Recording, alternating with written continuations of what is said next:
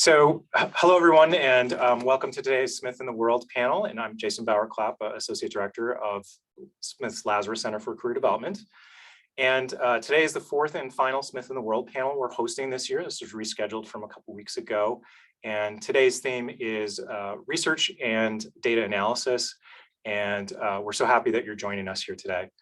So for some background, Smith in the World is an annual conference intended to celebrate and reflect upon Smith students' experiential learning, internships, research, study abroad, and so forth. And each of today's panelists are going to be talking about their summer 2021 experiences and sharing the work that they did, but also reflections on lessons learned and impact that those experiences had on their next steps and where they're at right now. So our panelists today are Lika Mikhelashvili, class of 2023, econ major, and who was an intern at Rebellion Research, and Dori Mondon, an ADA Comstock scholar, also class of 2023, American Studies major, and community involvement and social change concentration, who was a research assistant with the Women's Brick Initiative. And so we're going to let both presenters give their presentations first, and then we'll have some time to open it up to audience questions. Okay, and so with that, I'm going to turn it over to Lika. Hi, I'm just going to share my screen. Can you see this?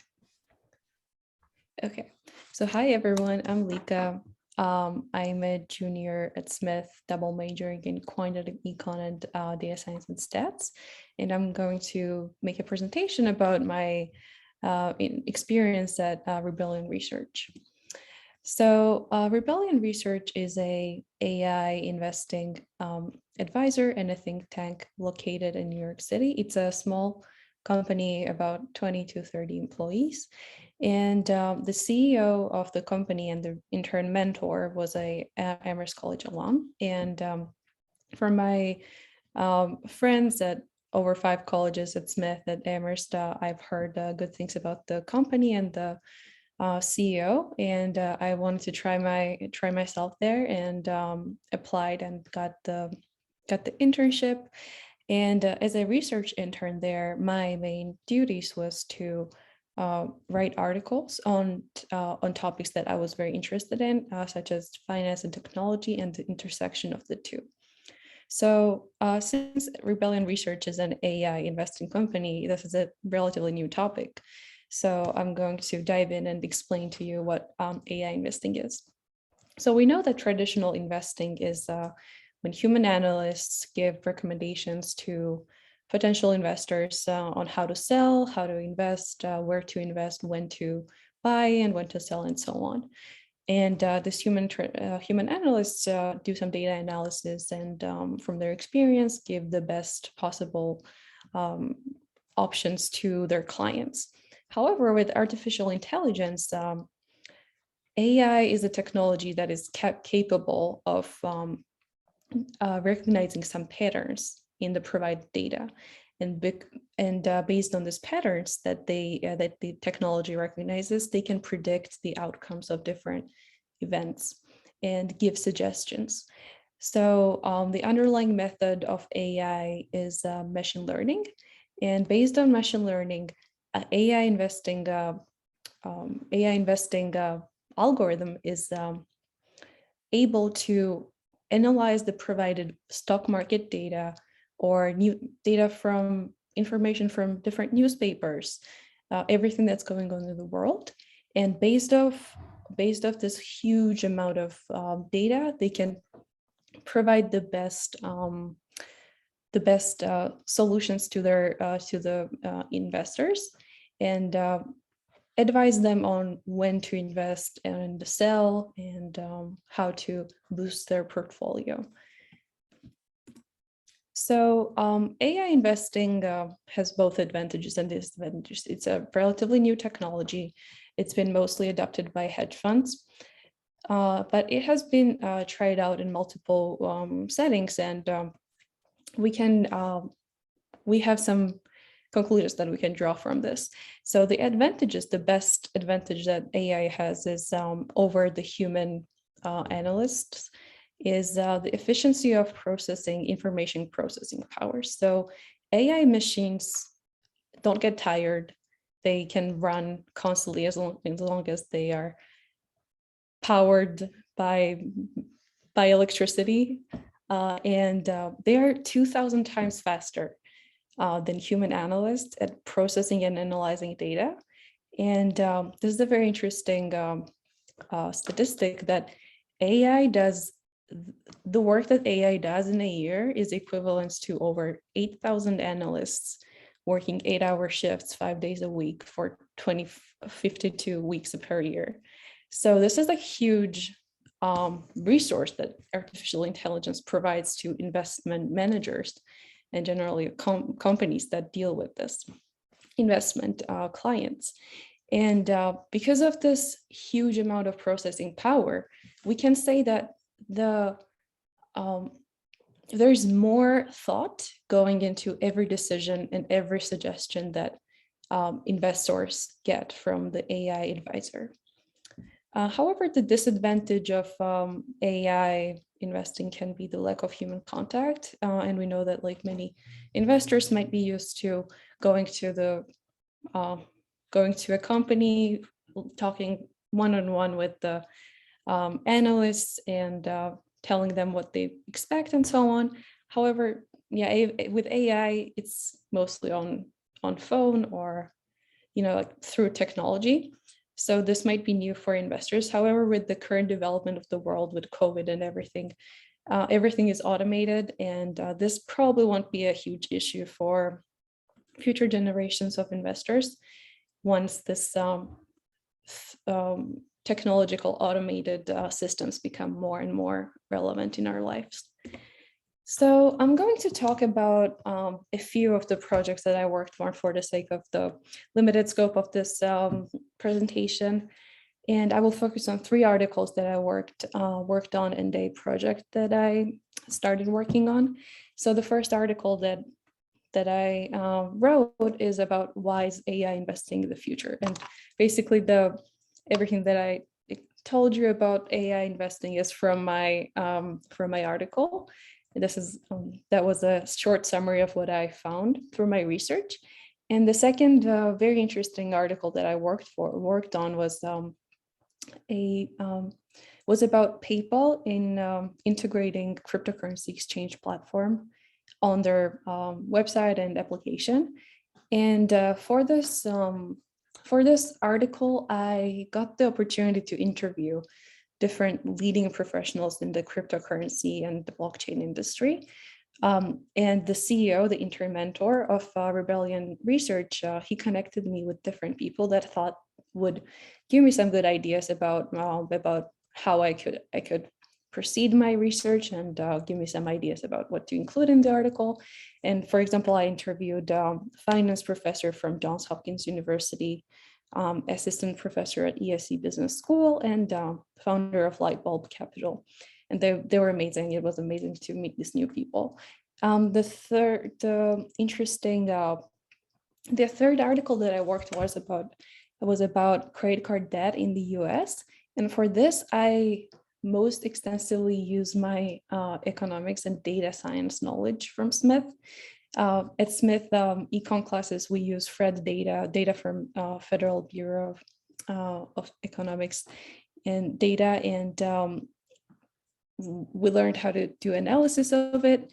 And I basically used the tools that I garnered at Smith for this article. So it was a nice way of expanding my academic knowledge into the real world applications.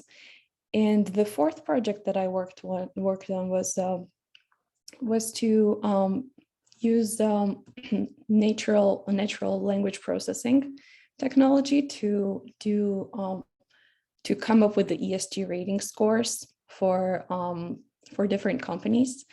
And we were aiming to predict the ESG ratings of Fortune 500 companies. However, we could not proceed with this idea because of the lack of data and the lack of access that we had to data. But it was an interesting start of the project and research that I did on it. So beside my academic and professional duties at Rebellion Research, I got a lot of opportunities to network with different people from different industries.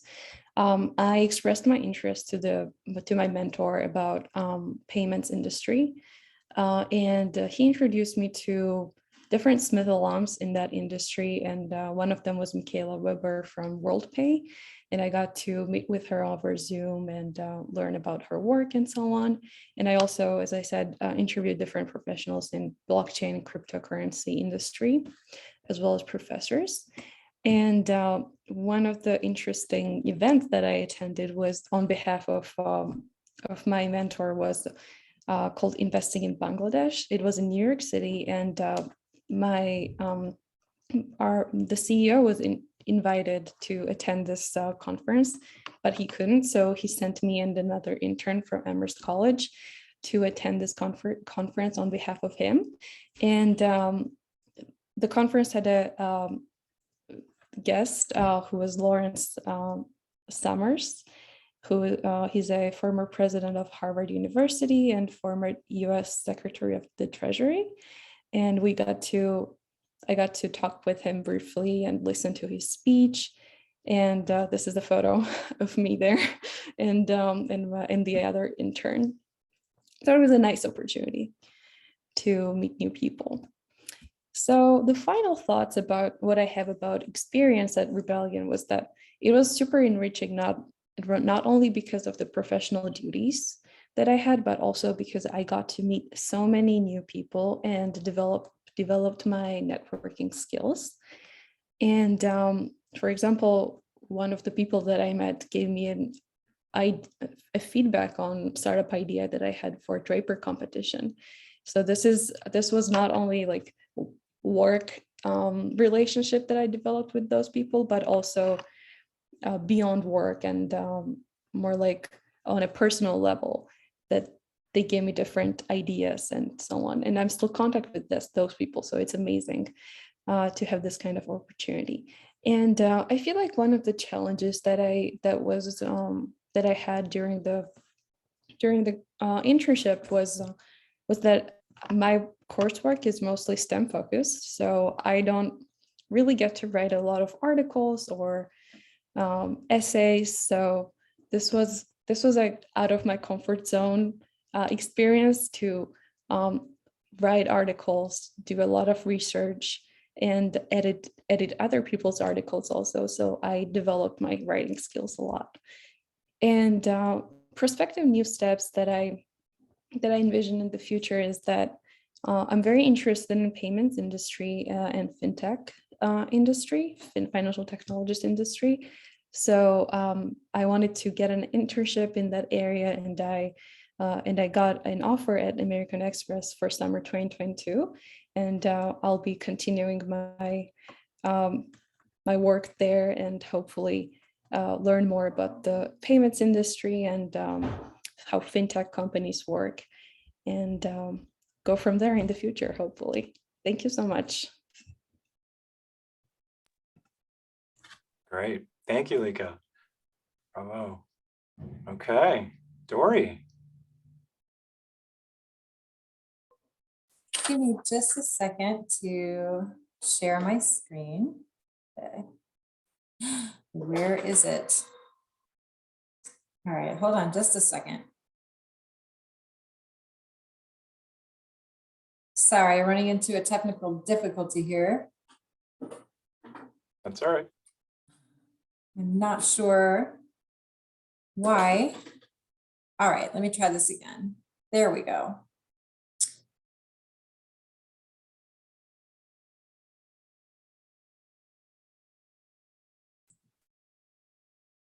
I promise I'm tech savvy. I don't know why it's doing this. Okay, here we go. So I am coming at this from an entirely different angle. And my presentation is called Data for Non-Data People, because I came into this with lots of writing and public-facing writing skills. and wound up having to do a lot of data work. And we had to do our work with what we had, and that wound up being Excel and Google Sheets. So I chose this internship. I wasn't even going to do an internship because I am an ADA and I'm a parent and I needed to get a job. But Smith's Praxis program totally leveled the playing field and allowed me to have a summer job that was also an internship that was very exciting and that I got to do at home. And other than our scheduled meetings, I was able to work on my own time. And so I was also able to spend time with my daughter. The other thing is I got to do a lot of things that I already knew and enjoyed doing, like WordPress and blogging and things like that. But I got to learn a lot of new and valuable and fairly lucrative skills. And I got a bunch of free Legos out of it. Lots of them, several sets. Uh-oh, how do I go back? I didn't mean to click that.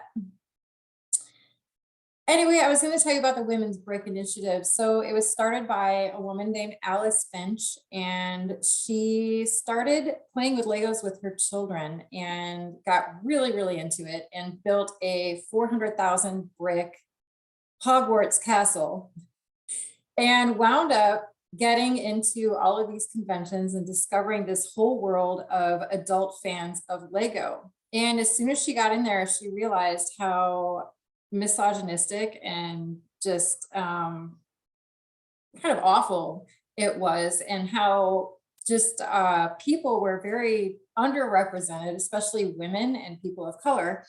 And so she started the Women's Brick Initiative. So she actually was a graduate of a women's college herself, which also kind of inspired this because she was already kind of had an eye towards women in the world.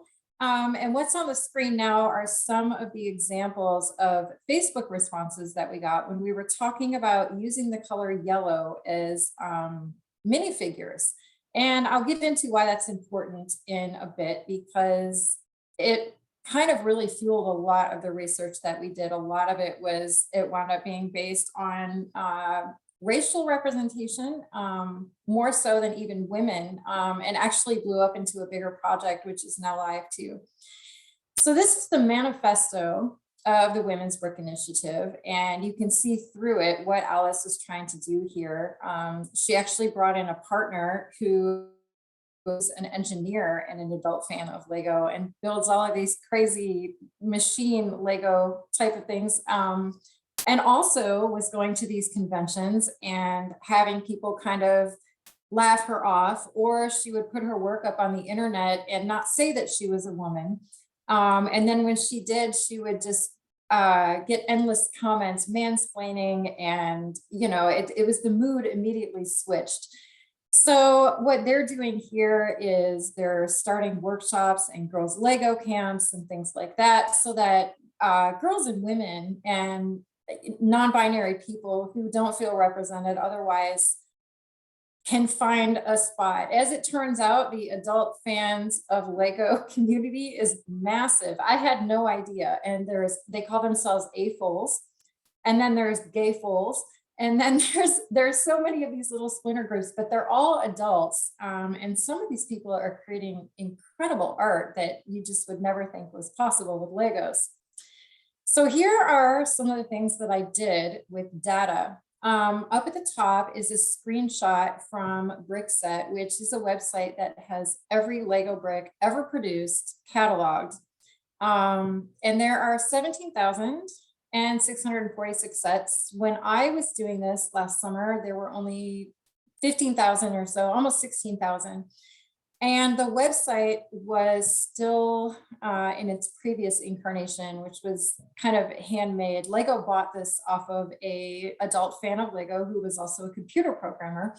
And it was a Lego fan marketplace where you could buy individual bricks or rare sets, whatever you were looking for. But I had to somehow get the data off of it. And I wound up finding a way to do this through Excel but I had to do it page by page, and I could only get 50 results a page from this website at a time, and they wouldn't give me access to the actual database. So I did that, and I created a master spreadsheet that I was then able to work with to do other fun things like this. This is some of the data that wound up getting pulled from that master spreadsheet. And this is just an example of what you see when you actually look at Lego data. So light nougat and yellow are the lighter skinned colors of Lego minifigures. And you can see kind of the discrepancy between your options here. And nougat and brown are more like an olive complected, dark olive complected, and brown skin tones of Lego minifigures. Here's more, and this is actually something that we were surprised by. We did not find a discrepancy here. These are expressions, and what we did was assign several standard expressions to every Lego head ever produced. And then we looked at how the expressions were distributed to see if there was any difference between whether women had more happy and sad faces compared to men and that kind of thing. And it wound up being relatively the same percentage wise. And so not all of our data was negative and yelling at Lego. A lot of it was like, okay, here's where you're actually okay. This was something that we produced that is now a poster that goes to Lego conventions. And this is how you design a Sig Fig of yourself. And this is what your options are. So a Sig Fig is a signature minifigure that looks like you. And every adult fan of Lego usually builds one of these eventually. It's kind of like your Lego Bitmoji. If you want to use yellow or light nougat to make a Sig Fig of yourself, you have tons of options and you have several expressions available to you. So if you want to be mad, you can be mad. If you want to be happy, you can be happy. If, however, you are an olive complected or dark skinned person, you're very limited. So any of the blocks that are white are a 0, and any of the ones that have a skin tone in them also have a number showing you how many variations on that you have.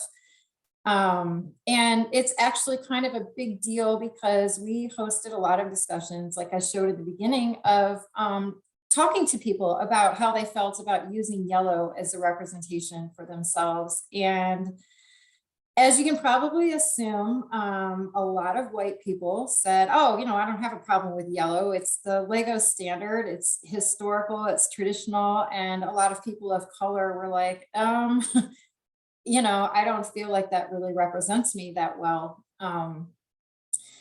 And the argument against tradition, quote unquote, actually, I'll show that in a second, but Lego has already been doing this kind of research and produced a whole nother series called Lego Friends, in which they're a lot more diverse, and you can sort of choose who you want. So these are more data sets. These are, again, available expressions per skin tone. And the way that these show up, again, you can kind of see just from the color itself, like what's available to you. It's a lot easier to look at than that big chart that we made a poster of. And this is one of the things that I was talking about. This is Lego Friends, and I enlisted the assistance of my daughter to put some of these sets together that were age appropriate. And we also wrote reviews of Lego sets. So this is one that Paloma put together, and she was thrilled because it actually included a helicopter, because the last one that they sent her was a hair salon. And she put it together and then looked at me like, what am I supposed to do with this? This is a hair salon. Like, I'm not that kind of girl. And so when she put this one together, she was like, Mom, this is actually pretty cool. Like, I can do different things with this and come up with different scenarios. This particular one is actually a wildlife animal rescue scenario. So the thought is that they're flying into the jungle and rescuing these animals, but she came up with a lot of different things. Whereas, sitting in a hair salon, she was really limited to shopping and cosmetics. And so Lego is kind of working on that and really trying to produce more friends themes with not so much kind of gender assumptive activities for people. This is some of what has happened in the past year with Lego. And this is at the top is a set of friends. They call these mini dolls because they're different from the mini figs. But you can see these 4 characters all come in a friend set. And this is Lego's effort to provide a set where hopefully there is something in there that somebody can see themselves in, because Lego has done research that shows that children really do look for themselves in the toys that they play with. At the bottom left, probably you can recognize who that is. I was super excited when this came out. They did a whole Queer Eye loft. It's really expensive, so I didn't buy it. But this is a normal Lego set that you can buy in the Lego store, and there's 5 gay men and their dog as minifigures. And it was very, very exciting for the AFOL and the gayful community, and it made like huge news in a lot of different media outlets.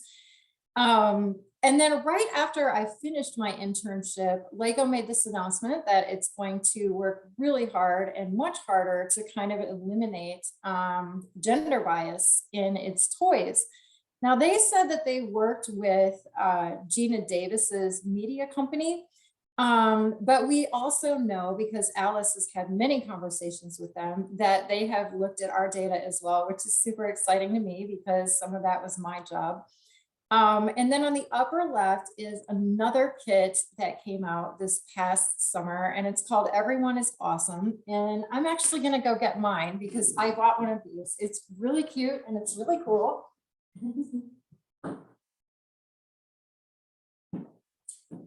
And this set was designed by an openly gay employee of Lego, and it looks like this. And at the top of it is actually one of Lego's, they put out series of minifigures every year, and you can buy these little packages, and they're mystery figures. You don't know what you're getting until you open them. And in one series, they had a cabaret singer, and without a doubt, this is a drag queen. Like, there is no denying this. And so she is overseeing my Everyone is Awesome set because it's a perfect place for her. And as soon as the figure came out, people were laughing like all across the board about the cabaret singer. Why didn't you just call it a drag queen and be honest about it? And so there's, they're really starting to loosen up a lot. There's definitely some fallback about this. Not everybody is in agreement. People are claiming that Lego is taking political stances over its efforts in diversity. But I'm proud of Lego because they're actually clapping back on that and saying, this isn't a political issue, this is a human issue. So this is what I got out of it. I'm not going to make 6 figures by using Excel, but it's a nice salary if you want to write complicated Excel spreadsheet formulas. And I had to learn how to do that. And wound up really enjoying it. I didn't think that I was going to like anything like that because I'm a writer and, like a cultural watchdog. I don't do data. I don't do numbers. Like, I am always excited when someone else wants to do that. But this wound up being important and fun. And, for small projects, I can now do this myself.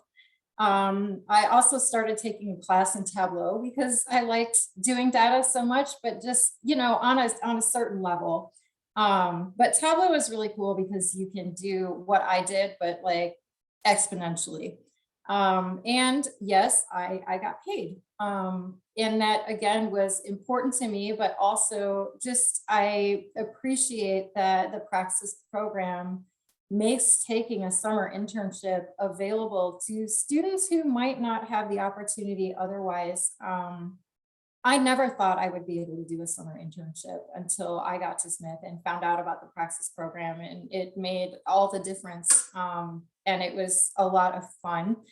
And yeah, free Legos. I have bins of Legos now. And, even though I'm too busy to play with them, and so is my daughter, they come out a lot in the summertime, and they come out a lot when I babysit. So and it's also a little bit of bank if I decide that I want to sell the collection. It's now worth about $400. So, it's, yeah, it was a blast. And lo and behold, I like data a little bit. And that's it. Wonderful. Thank you, Dori. And Lika, thank you both for these great presentations. So, and we have a few minutes for some questions for the panelists. And so if anyone on the call has any questions that want to share, I certainly have a few that I'd love to ask of both of you. And the first one, let's see if I can frame this. I mean, both of your experiences were really about not just gathering data and putting it into a structure or an order or kind of a model, but really using it to inform, to persuade, to kind of generate some sort of response or generate some sort of movement for your audience or for your audiences. And so I'm really curious, and either one of you feel free to jump in first, of things through your Smith experience in class or outside of class, or other things that you've been engaged with recently that you found helpful in connecting the dots, so to speak, between working with the data and doing your research, but also then generating meaning and kind of purpose out of that data. I hope that question makes sense or maybe inspires something. So I'd invite, I don't know if either one of you wants to jump in on that idea. I can go because I'm currently doing an internship fellowship through Conway Center with a company, and the whole point of the fellowship is to research NFTs, non-fungible tokens, and look at different kind of like engagements from Google searches, Twitter, and so on, and find some sort of correlations with prices of NFTs, and hopefully come up with a conclusion about how the two are correlated. So this involves a lot of like researching and gathering, sourcing the data from different websites, like through APIs, through Google searches, and so on. And once this data is processed and we have some visualizations, then we go to like connecting the dots and putting different kinds of data and different observations that we made on different throughout the different observations that we made, like from marketing, for example, what kind of marketing strategies different NFT collections take. Then we kind of draw some conclusions about it. So it's very interesting to like put together the data, but then look at the non-data aspects of things, like such as marketing strategies, and then connect how the two maybe correlate and impact the prices of NFTs. I'm still trying to wrap my brain around the whole NFT thing. I feel so old sometimes. I'm like, what even is this? Mine was, again, a totally different perspective, because as a American Studies major and a sometime journalist, I'm used to writing about what I see. And I'm usually writing about things that other people have created, and my response to that, close readings of that. And so taking a pile of numbers and generating my own results and seeing it kind of come alive in front of me was kind of an exciting and new experience, because I was kind of the first one there. I wasn't commenting on somebody's comments on something. I was the first one there to see this stuff and then write about it. And I actually as much as I love writing and blogging, I actually really enjoyed watching that sort of just like data flower open up in front of me into a graph, because it's really instantaneous. Once you have a spreadsheet, you just select a bunch and a couple of clicks and a graph shows up, and shows you, the answer to your question. And it was really kind of this like little, electronic miracle. It was great. And it was really fun to write about. And it was also, again, sometimes surprising, the results, because doing a diversity and inclusion project, you're kind of primed to sort of look for places where, that's not happening. And so then periodically you wind up being like, oh my gosh, like there actually isn't so much of a discrepancy, and I need to make sure that people know this as well. So. Great, thank you. Emily has a question. Yeah. Hi, I wanted to hop in and kind of take it back to the start, because I know that the Lazarus Center has a huge uptick right now in students who are looking for internships and looking for advice about how to even go about this search process. So I guess I want to know from both of you, how did your search go? How did you find this internship? Maybe if you applied for many different roles, what were the other ones, and how did you decide on this one? Any advice you have for Smithies who are in the search right now?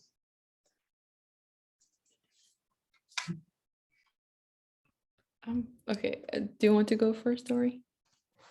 Okay. I wasn't actually looking for an internship. Like I said, I saw a former student who did this internship and graduated, actually posted it to the Overheard at Smith Facebook group. And I saw it, and when she said it was Praxis qualifiable, I said, oh, you know what, that looks like a lot of fun, and it's kind of right up my alley. I'm gonna just do this, and wound up getting it. So I'm actually also a little curious about how that goes about. I don't know who answers the Lazarus Center email, but I'm working with a project through Jandon, and the group that I'm working with actually sent over some internship like the opportunities that they have. And I'm like, I don't know what to do with this. This is outside of our work together. I'm just going to send this over to the Lazarus Center and hope they know what to do with it. But yeah, I didn't actually look, but after I did start telling people how I got this really cool internship, we had an ADA conversation on our Slack group, and some of the people literally just went and asked professors, like, I'm looking for an internship opportunity that involves this. I'd like to do more of this. Especially with ADAs, we have limited credits. And so sometimes, I mean, I am so scheduled, I don't have time for a special studies. I don't have credits for a special studies, but I could do an internship if a professor can come up with one or connect me with one. And so that's another way to go about finding one. And then you turn around and talk to the Lazarus Center and see if you can get it funded with practice. So. My experience was complete opposite sort of Dori. I was, I feel like sophomores and juniors get this internship craze that we have to have a cool internship for the summer, so that, especially like I'm an international student, so it's an important thing for me to like get the future visa sponsorships and stuff. So I feel like for me, the way I found Rebellion was through friends.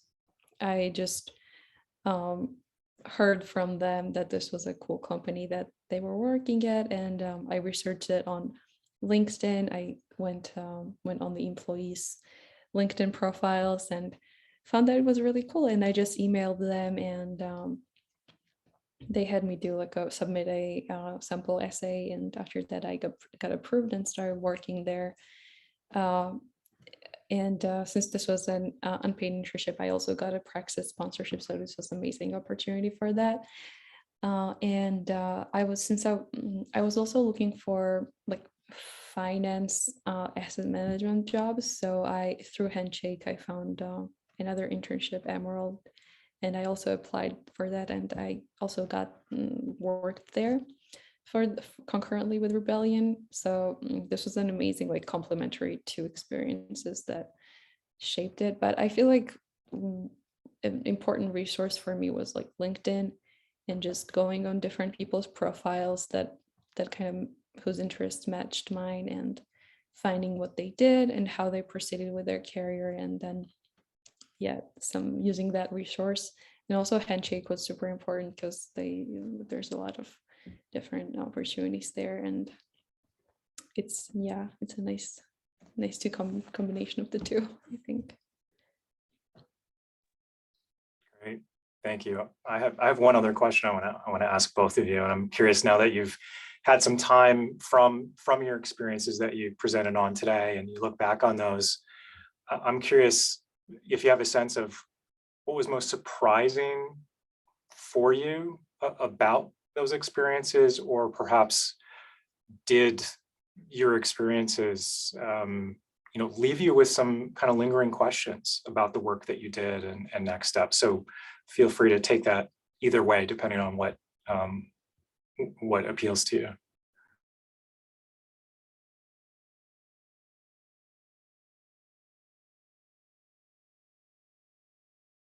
All right, I'll go. I, again, was surprised that I like working with, numbers and data, because I'm not that person at all when I think about myself. But that was really kind of expanding. I felt like I grew just as I don't want to say grew as a person, but I grew as I grew in the way that I look at the world. And, I feel like, the skills were useful. I've actually done a few little freelance projects for people since then, using a lot of the skills that I did over the summer. And I left the Women's Brick Initiative and now the Brick Alliance, which is an umbrella organization that oversees various marginalized groups that are involved with Legos. I left them with something that they can build upon. So the spreadsheet that I made, because we didn't have access to any kind of like database software, functions as one, and there's instructions on it for next year's interns on how they can build onto the spreadsheet without messing up the formulas. And I wrote out explanations of how the formulas work. I feel like I might be able to teach a class, actually. So I just was thrilled to get the skills. Who knows when they'll come in handy, especially as an American Studies major. You kind of really don't know where you're going to end up afterwards. There's a lot open to you in media and marketing, and so who knows. For me, most surprising was probably how much people I met, and I was living in New York City, so that over the summer, so that really helped like network and network on the job itself, and in the different events that I attended, such as the Investing in Bangladesh that I talked about. And I was just, by the end of the summer, I felt so confident with my networking skills, and then just like for my internship search for the next summer, I used that skill a lot. And the people that I met, I always would like email them and being like, I'm looking for an internship. I know you're working at the company. I would love to talk to you. So this kind of like gave me the confidence to build on the relationships that I had already formed, and as well as like form new relationships through the professional networking side. Yeah, so I feel like that was the most surprising thing for me. Wonderful. And so that feels like a really wonderful way to close our session here today. So I want to say thank you to Lika and to Dori, for both of you, for sharing these experiences and for your wonderful presentations today. And also to people joining us on the call today. So we appreciate this very much, and congratulations to both of you, and thank you again. And we look forward to seeing everybody and talking with people next year for Smith in the World. So with that, thank you. Have a great day. Have a great weekend. Take care.